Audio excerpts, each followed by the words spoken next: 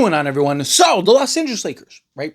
Luka Doncic, LeBron James, both want to win now. Obviously, both for two different reasons, right? LeBron is, because look, he only has so many years left. His time in the league is very limited. And who knows? We're kind of at the point where we're kind of year to year, right? Depending on how he feels at the end of this season could dictate kind of what he does next season and so on and so forth. Where Luka Doncic, yes, he's young, he has time, but he is a guy that has already been there. Like he said, I've tasted a finals. I want to win it. I need to get back there. Right? Chris Paul famously was like, hey, I'm addicted now, right? And unfortunately, he never got back there. Right? Luka has made it very clear he wants to win now. He wants to be in contention every single year. And with a guy as talented as Luka Doncic, you're going to be in contention pretty much every single year, right? As long as you have a half decent roster, you're going to be pretty good, right? So the thing is, though, is the front office and Rob Pelinka and whatnot, are they aligned with LeBron James and Luka Doncic, right? Rob has said, hey, every year we're contending, so on and so forth. Well, we got the report from Rob Pelinka from his words exactly, and I want to kind of read over exactly what he said, and then we'll dive into it more.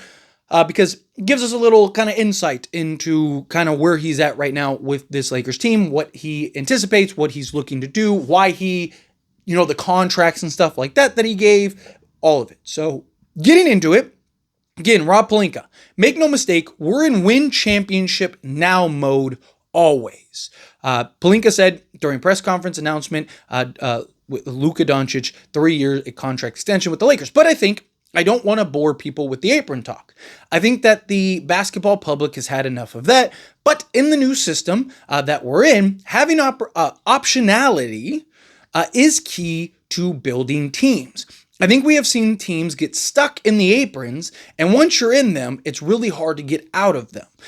And we've been very intentional with keeping our optionality to make now moves if there's good now moves to make, or to have sort of the flexibility in the future. I say all that the optionality is there for us to use now if the right move comes this way. We want to make smart moves, but to be in a position of flexibility versus being stuck is really promising for how we're going to build this team moving forward. So a couple things about that, right? Now, I know some people might take that and go like, oh, it's just the excuse with the no apron thing. He's right, though, right?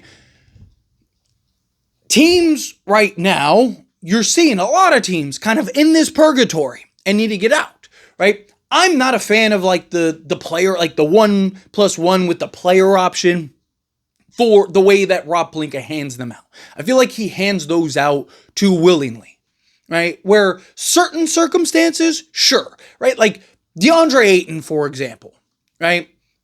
He kind of in that leverage point where it's like, hey, you want me, do the player option, right? You're kind of at his mercy where you really need him, right? Obviously, somebody like a Luka or LeBron or, the big stars, of course, you're giving the player options to. You're giving them whatever they want. But the random role guys, right? We've already gotten kind of bit in the behind because of the player options that Rob Pelinka gives to guys like Jackson Hayes and so on and so forth, right? Now, the limited year deals, I'm kind of iffy on. I understand, and I do agree, and I get what he's getting across, which is like, hey, we don't want to put ourselves in a position to where we end up, an apron team that can't get out, right? And now you got to, buy out and waive and stretch and do all this other stuff just to try to get under aprons, or you have to do salary dump trades or so on and so forth, right? You have to be, like you said, you have to be very intentional. You have to be, make smart, calculated moves. And I agree with that. Right, my concern, right, with some of these, like Jake LaRavia is probably the best example, right? He's somebody that's young enough, talented enough that I wouldn't have given him, the 2 years. I would have tried to give him 4. Now, it's very possible he wasn't willing to do that. DeAndre Ayton, obviously, that's a different scenario because DeAndre Ayton is a guy that, is a $20+ million a year player who the Lakers are getting because of circumstances, right? So he's not going to want to do a 4-year, $8 million a year deal, right? Because he's looking at it as like, I'm going to go to Lakers, I'm going to ball out, I'm going to be dominant, and then I'm going to get that $20 million a year contract from the Lakers or somebody else. That's how he's looking at it, right? But a guy like a Jake LaRavia, a Dude Theroux, right? Giving the 3-year deal, right? Like those type of moves, those ones I don't like, right? Using Jake LaRavia as an example, he's somebody that I think I believe, and I'm sure obviously Rob and the Lakers believe too, otherwise they wouldn't have went and got him, of that I think he's going to be really good for the Lakers. The problem is if he is really good for the Lakers, now you're going to have to pay him, and you're going to have to pay him a lot sooner than you would have otherwise, right? Now, if the option was like, you could sign him to a 2-year deal, right? Or a 4-year deal, but he wanted a player option to kind of link the two, options and stuff together, then you do the 4-year with the option, right? Like, again, the options I'm fine with in certain circumstances, right? Don't just be so willing to give out player options, because now you get guys that if they're really good, right? Like if you could have signed DeAndre Ayton to a 2-year, $16 million contract without the player option, I would rather you do that, because even if it doesn't work, getting off at $8 million expiring is much easier than like $30 million expiring, right? So like, I understand his idea and his thought process of like, hey, we need to be calculated. We need to be, intentional with the moves. We need to make sure that we're not locking ours. Like he doesn't want to lock the Lakers in on all these different players long term. And then, you're overpaying guys, or you're paying guys and doing all this other stuff. But the problem is you also run into the cycle, right? So it's finding that balance. And it is early on. Again, Rob Pelinka, like what he's saying is right. I just think the way he's approached it thus far has not been the best approach.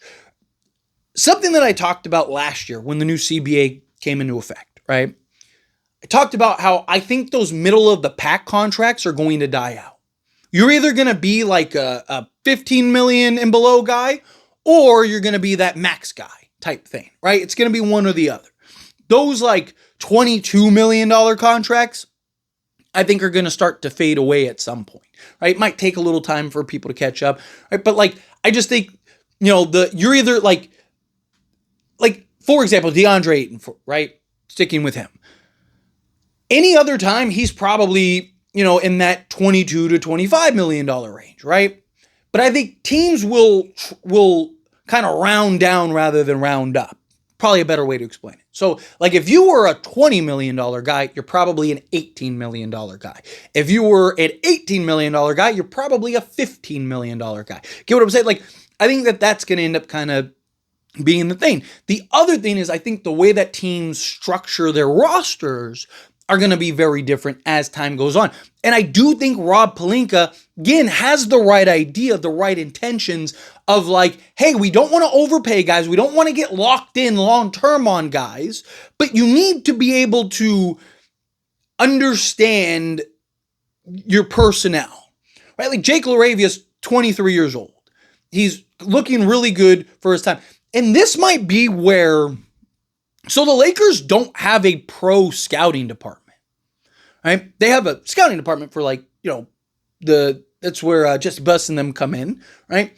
But for pros in the league, Lakers don't have that, right? So I wonder if that's where this comes in and where this kind of hurts the Lakers. And one of the things that I want Mark Walter to fix, because Jake LaRavia, if you watched him last year and you saw what he was capable of doing, right? It's there. What you want and what you need. It's there, right? The Jake LaRavia signing feels like, to me, the lack of scouting for, players in the league. That unless you're a Marcus Smart, which has a name and a reputation and all that stuff, it's Jake LaRavia is a guy I would have locked in at $8 million for years, as long as I could. And again, maybe you couldn't. Maybe Rob Pelinka tried, right? I don't know. I'm not Rob Pelinka. I don't have a line to call him and be like, hey, buddy, so why did you give... I'm just going off of like what he's done in previous years, as well as, they had to change the way that you operate second round picks because of the way that Rob Pelinka, it's the Rob Pelinka rule, right? So again, I'm looking at kind of the mistakes he's made in the past and looking at the players that he signed this year, and I think he's continuing to make those same mistakes. somebody like a Marcus Smart, right? I get it.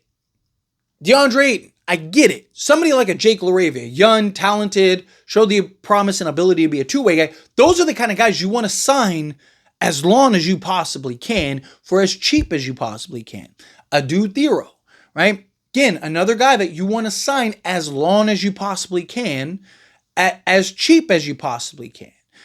Like Adu Thero making $3 million at the end is probably not going to be the difference between you doing X, Y, or Z. So I get what he's saying. I agree with what he's saying. And that might actually end up kind of becoming the norm a little bit. That might actually become a thing where teams, you're getting shorter deals. You're not getting the money that you're getting before. If you want that money, okay, then it is a shorter deal. So teams aren't getting locked in long term. I think those days of those long, expensive contracts are gone. Right? Unless you're, a super duper star, you're not going to get those contracts. Right? I mean, great example is the San Antonio Spurs. De'Aaron Fox signed a 4-year, $229 million max, and everybody's like, that was a terrible signing.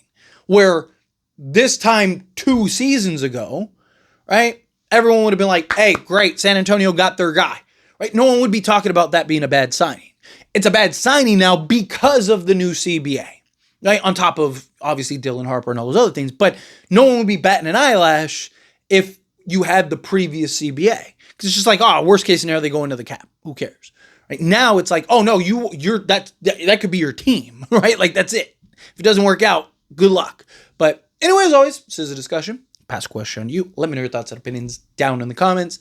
That being said, if you haven't liked this video, hit that like button. Helps me not to enjoy these types of videos, and I truly appreciate it. Not subscribe channel, hit that subscribe button, turn on the bell notifications. Appreciate y'all. See you in the next one. Thank you.